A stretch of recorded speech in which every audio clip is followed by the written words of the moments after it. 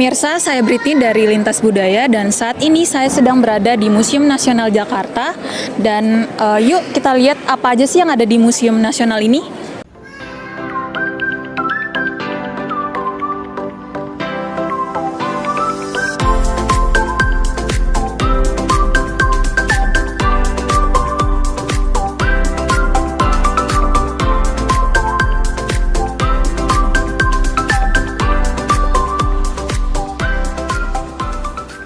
Pemirsa, saat ini saya sedang bersama dengan salah satu pengunjung dari Museum Nasional Jakarta.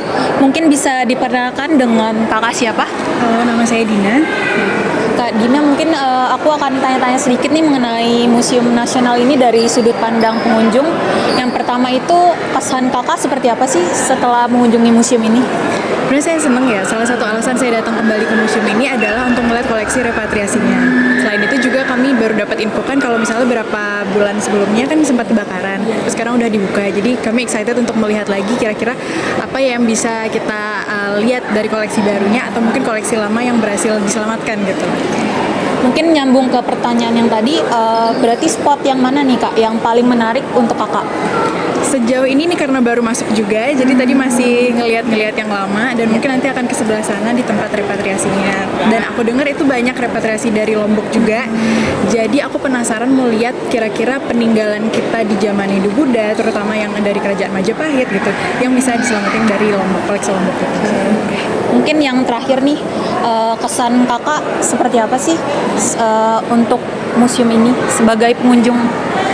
Yang pertama, aku ngerasa seneng banget karena kita tuh punya satu museum yang benar-benar terpusat, terus kemudian punya pendataan dan di nurture gitu. Bagaimana kita bisa melestarikan budaya yang ada di sini. Terus harapanku sih ke depan semoga koleksinya bisa lebih banyak dan lebih banyak koleksi kita yang bisa direpatriasi lagi. Terus mudah-mudahan ini bisa menjadi membuka mata pengunjung yang lain, bukan cuma aku aja tapi semuanya juga, termasuk situ ada anak-anak juga, ada keluarga, supaya mereka tahu bahwa Indonesia tuh beragam loh. Indonesia tuh kaya, bukan cuma soal budayanya tapi juga soal historinya. Baik, terima kasih banyak Kak atas waktunya. Nah, pemirsa, itu tadi salah satu wawancara kami bersama dengan pengunjung dari Museum Nasional Jakarta. Semoga bermanfaat dan sekian dari saya. Terima kasih.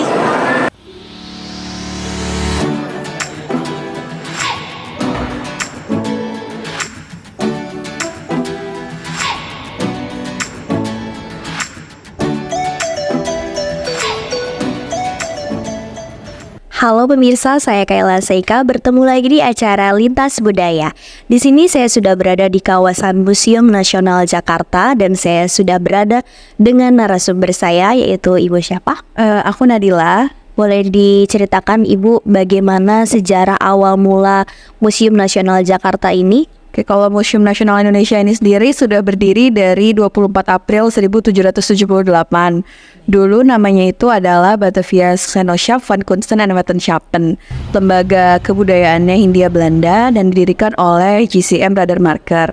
Nah, kalau sampai sekarang institusi ini sudah mengalami beberapa perubahan ya, dari yang namanya itu tadi BGKW ya kita singkat. Terus kemudian ketika Indonesia merdeka tahun 1950 berganti menjadi Lembaga Kebudayaan Indonesia.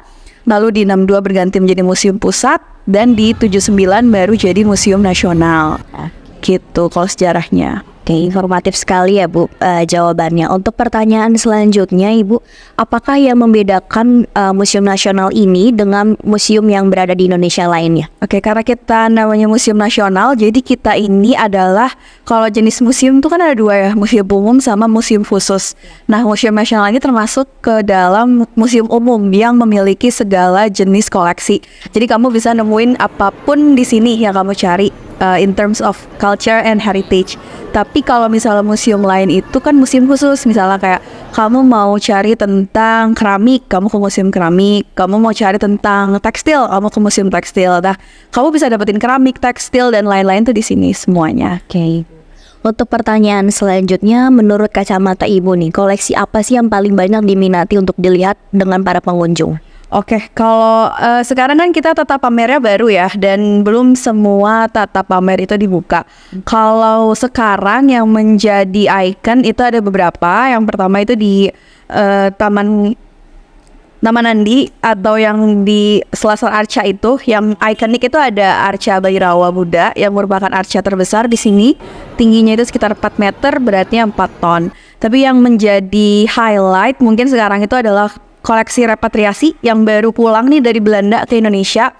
Itu ada beberapa arca dan juga ada koleksi perhiasan dari Lombok yang ada diamondnya di lantai 2. Oke, untuk pertanyaan selanjutnya Ibu, mungkin spot-spot favorit apa yang paling banyak diminati nih oleh para pengunjung di sini? Oke, kalau sekarang itu misalnya siang hari ya, pengunjung itu akan ramai banget di Paras Nusantara. Kamu udah lihat?